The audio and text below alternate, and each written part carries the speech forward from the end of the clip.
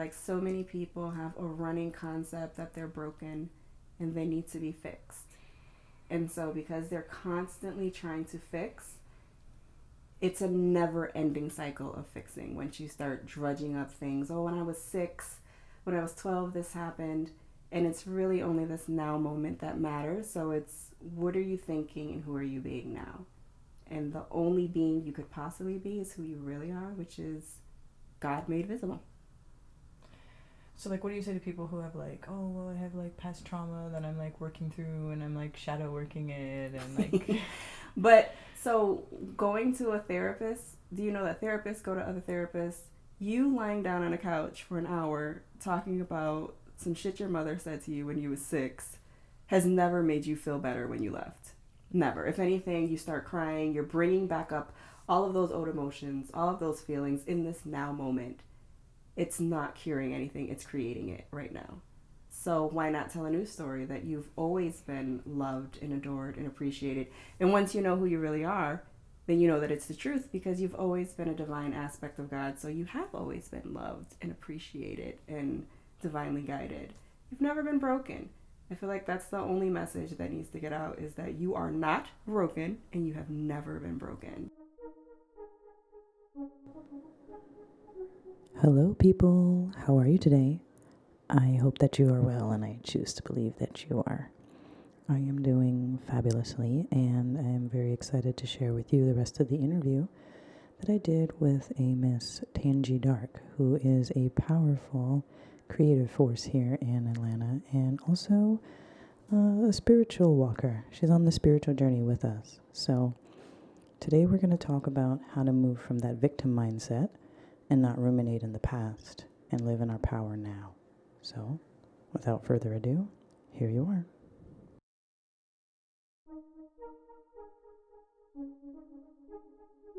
Maybe we all have to work through it in a different way, but, like, how could you say that, like, you are able to stop yourself from fixing or meddling in that way? By having absolute faith and trust that something is absolutely bigger than me. There's something right now that is beating my heart, growing my nails, growing my hair. It's moving. Like, there's so much intricate things taking place in your body right now that you have no knowledge of. Who is doing it? Something, and it's not like you can be like, oh, it's just a chance. It's not just a random chance that Saturn doesn't plummet into Earth. Like, everything is divine and perfect, and that includes you and your automated system. So why doesn't that include your ego too? Like, you have to believe that there's something so much bigger. Like, you don't even know what's taking place in you right now. Have you ever thought about the fact that a human comes out of a human, or like a huge tree grows out of an acorn? Like, what is taking place here? Like, that is magical. Like, absolutely magical. So, no, you have to have faith in something much, much bigger than you and your little ego concept of self running around here with your unbroken story. And the unbroken story has never served anybody. Like, think about it. So there's people that have had an argument with their sister when they were 10, and they're 48 and they're still like, remember that time that you such and such and such? Like, you're just recreating it, and you're recreating all of that emotional buildup, which causes it to keep on manifesting in your now moment, because emotions are creations that you're creating. But you could just as easily choose to create love and peace and harmony in this now moment by just thinking peaceful, harmonious thoughts right now. So, but if you think about it, you can also create turmoil right now by reliving an argument you've had with somebody right now. Like, if you actually think about that person and then start thinking about what they said and then what you said, your body will give you a physical response right now to where you are pissed at that person right now, or sad and ready to shed tears. That person is not here. Who did it? You did. Yeah. You created it. Yeah. So if you can create that kind of disharmony, why not entertain loving, harmonious thoughts of all is well? And that's like the best thought you can have. It's just all is well in this now moment. And that's what will create all is well, because it's a self-feeding cycle. It's self-sustained. Like, all is well creates all is well situations, which causes you to continue to say all is well, which creates another all is well situation. The same way that people who are addicted to drama create non-stop drama. They watch these dramatic shows on TV where it's just constant chaos and arguing and yelling. And then they have these situations with the people in their household, and then it spills out to the lady at the stoplight and then the person that's at Chick-fil-A. And it's just a never-ending cycle of drama, but they don't realize that it's all stemming from them. And they could just as easily in this now moment stop and say, I'm done with that. I'm going to tell a new story. I'm whole, perfect, and complete, and everything is fine. I'm reminded of that sign we saw when we were walking, and it was like, it said something like, you're not responsible for the thoughts that others have about you. Yeah. And then you were like, no, you are. You're responsible for everything in your environment. And that's the hardest thing to accept. But that's like the freeing thing to accept. Because if I believe that I'm the victim and I'm just a little leaf blowing in the wind and everybody else, like I'm just here and things just keep happening to me and I have I'm just a victim. There's no power in that. But if I say, I am the I am presence and I am responsible for the things that I see in the way that these people show up. So if I'm falsely identifying somebody as being a shitty person and they show up shitty, do you realize that shitty person may not be shitty to everybody else? And it's the same thing. Like, you can look at this example with children. You've got mom that's got the baby that's like, she's a little monster. Then she goes to grandma's and grandma's like, she's an angel. They're dealing with two different versions of the same child. So it's your belief system and how you're perceiving the world. Like, you've got to put on your rose-colored glasses and literally live your life by all is well. So is it the mom who sees the kid as shitty, and then that's why we're manifesting the crappy behavior? Absolutely.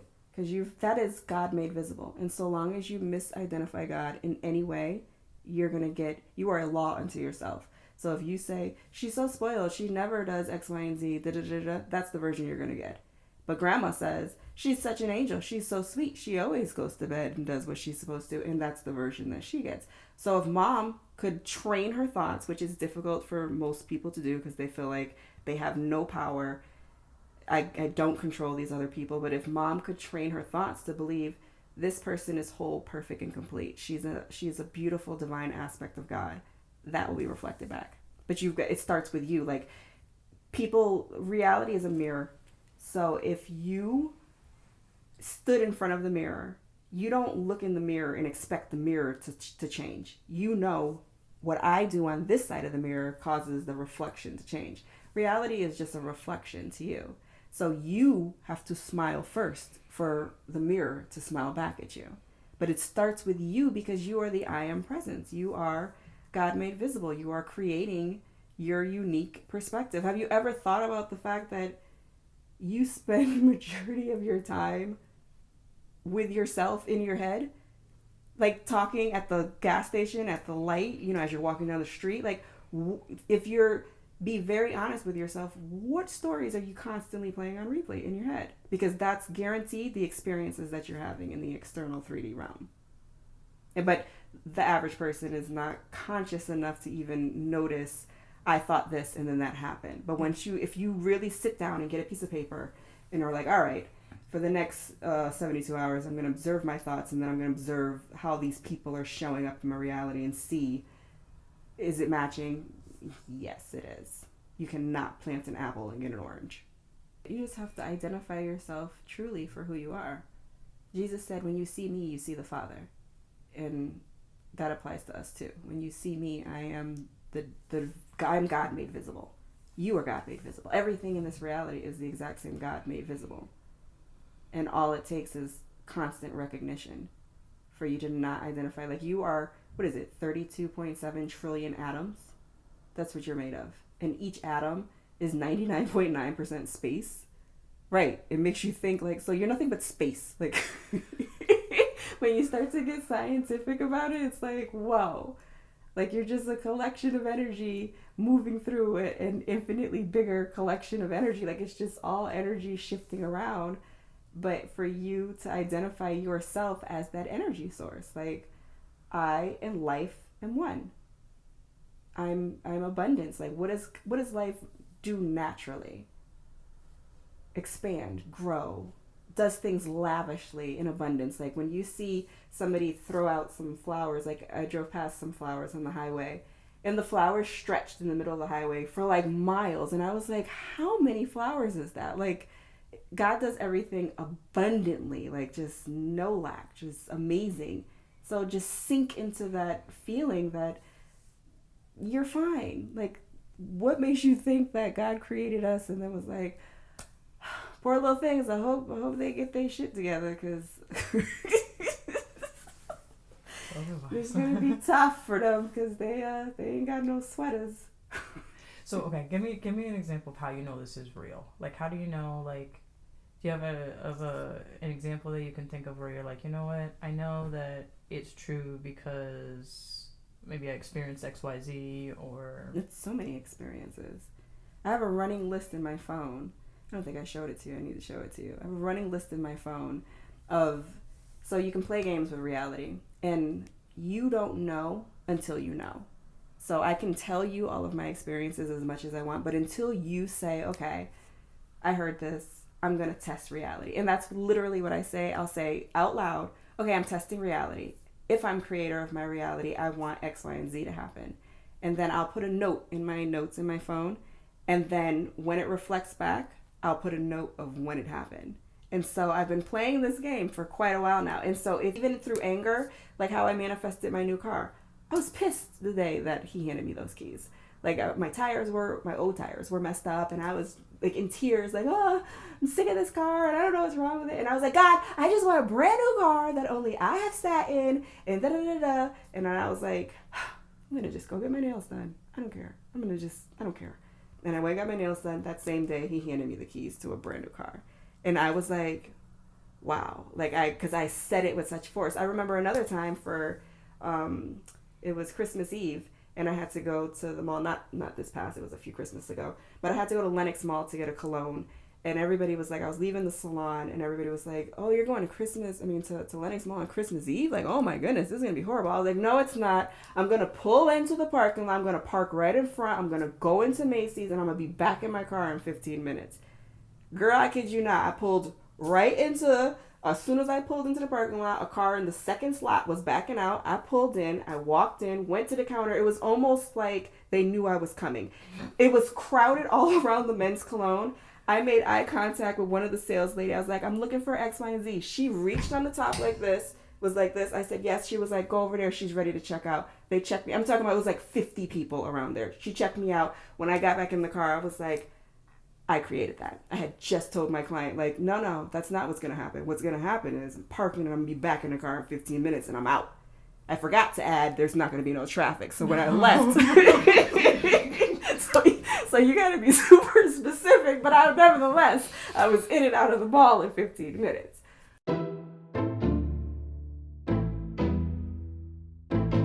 Just ask for the truth of reality to be revealed to you.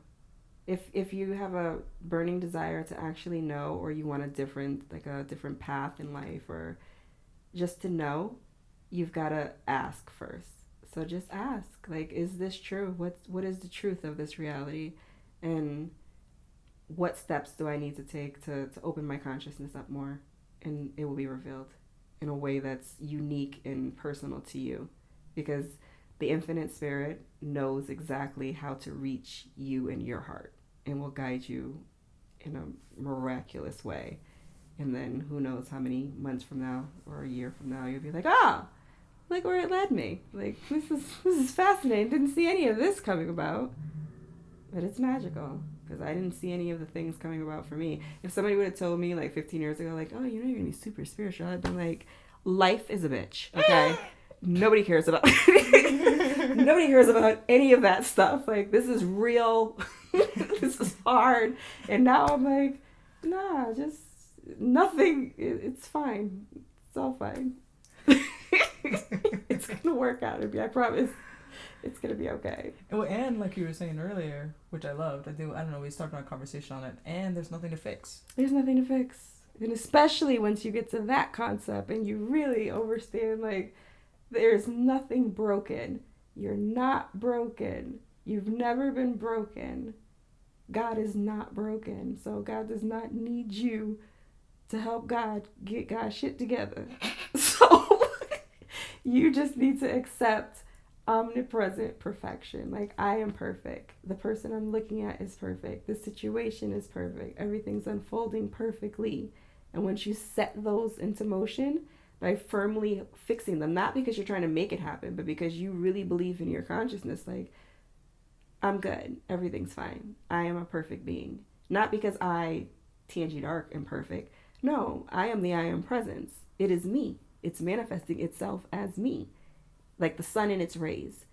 The ray is a part of the sun, but it's a part of the sun. Like it doesn't run around like I am the sun. Like it's the sun, but it's not the sun's sun. It's a ray, right? And that's the same thing with us. Like, you are a divine aspect of the whole. Like, it's a whole, and it's omnipresent, and it's complete in every aspect, but it's still bigger than you.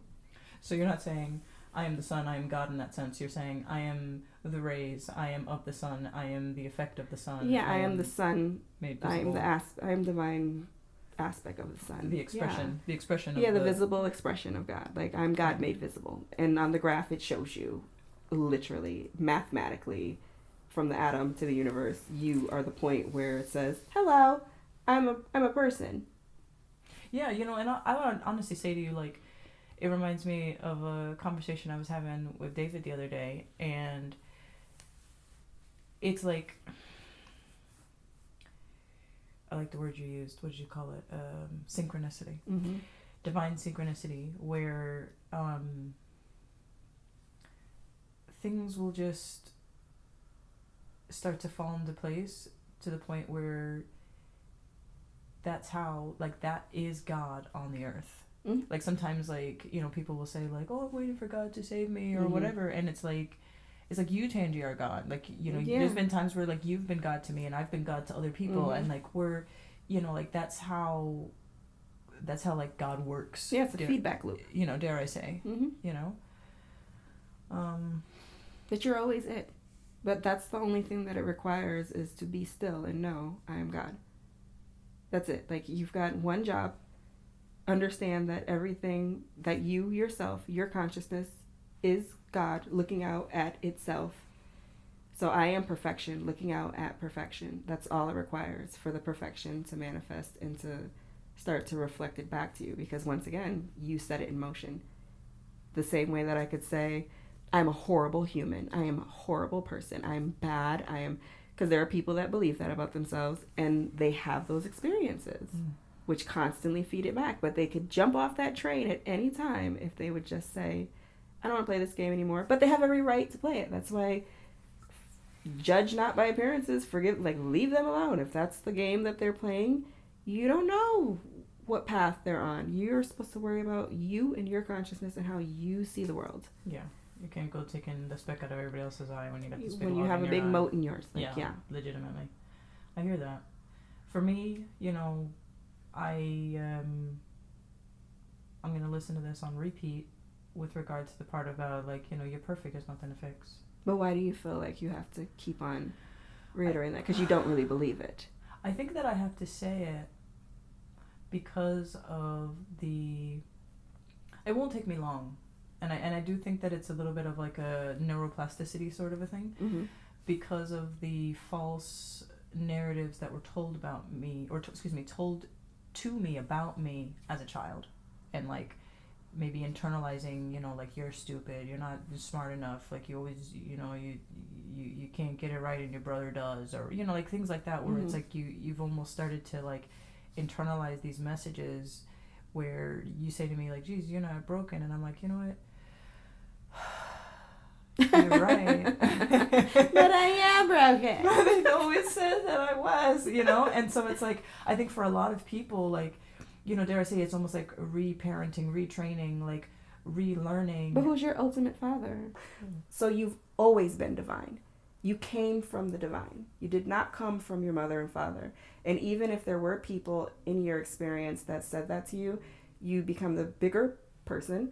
Like Jesus, forgive them, Father, for they know not what they do. They did not know that they too were from the divine, and that they were divine aspects of love, and that they feel better when they're being loving. You forgive people because everybody's only doing the best with where they're at. Literally. I don't care how ignorant a person may seem to you, they are doing the best with the skill set that they have. They literally think that whatever, I don't care if it was robbing a bank, they figured, I needed money, this is the best aspect to do it, I'm going to do it.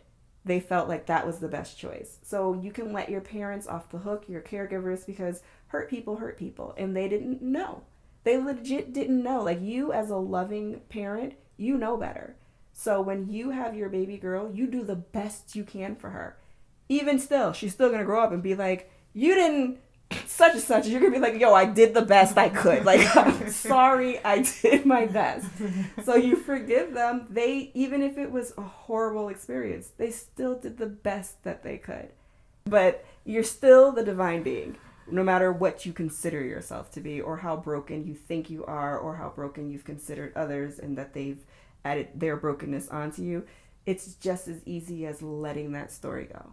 Yeah. And letting it go means, it doesn't mean that it didn't happen. It doesn't mean that you're not valid. It means that in this now moment, you can choose to let it go. And you can choose to say, I am my Father are one. I am one with the divine principle of love, and I'm divinely protected, and only good can come to me, because you didn't know that when you were 3 years old, you know? So, but you can choose it now, which will change your whole consciousness, because once you start living from that, I could have a pity party. Girl, if you wanted to go tit for tat, we would be in here crying for 3 hours. Like, and then what you said, okay, I got one for you. And then such, and you'd be like, what? That happened to you, girl? Yes. Like, no, but I know that when I revisit those situations in my head, I know how it makes me feel. And so I just choose. It's not like I'm just being negligent, like, oh, I just don't want to look at it. No, I've looked at it plenty of times. Like, and even me revisiting and looking at it, it doesn't change the other person. Like, me thinking that this person was a horrible human doesn't make them better. Me thinking they are God made visible will draw that out of them. So then you may end up getting an apology 12 years later or something, because you're holding the frequency of divine light. I am, let this light of mine shine. Like, I am divine light, you are divine light. Whether they know it or not, once you know it, you are held responsible. You know better. So that's why it comes back to you quick. When you do something today and then come back tomorrow, you're like, oh. Don't say it. Don't say it out loud.